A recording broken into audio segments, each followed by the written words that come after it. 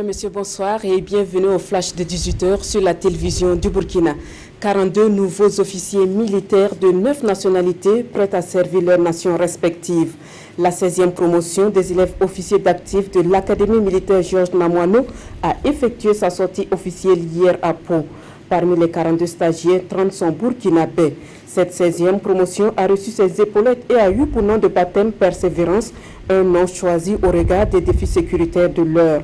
Le président du Faso, chef suprême des armées nationales, qui a présidé la cérémonie, a salué la performance de cette promotion, tout en invitant ses officiers à servir leur nation avec dévouement et patriotisme.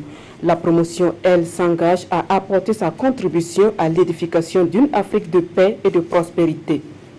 L'Organisation ouest-africaine de la santé, OAS, vient en appui au ministère de la Santé dans le cadre de la lutte contre la méningite.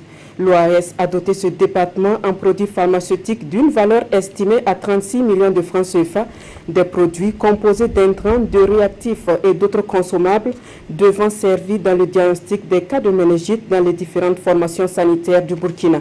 Un geste qui vient renforcer les actions du gouvernement dans le cadre de la lutte contre la maladie, car en réponse aux épidémies de méningite, le ministère a déjà entrepris des campagnes de vaccination et de sensibilisation dans les foyers touchés par des cas de méningite.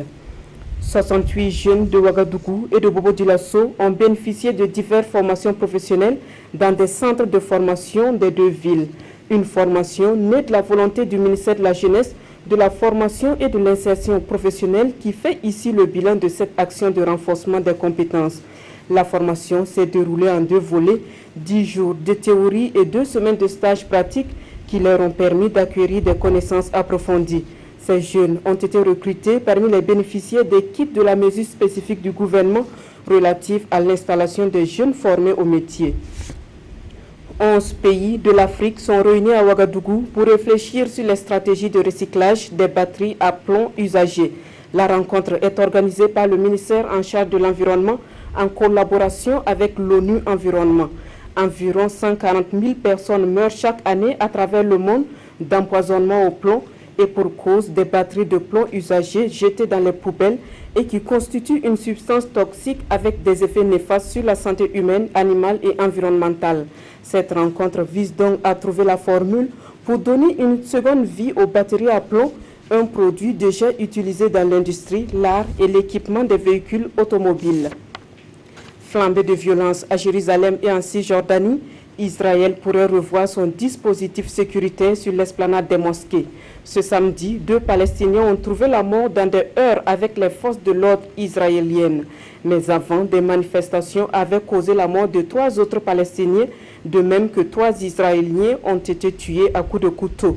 Cette escalade de tensions trouve son origine dans l'installation de détecteurs de métaux sur l'esplanade des mosquées et l'interdiction du site aux hommes de moins de 50 ans.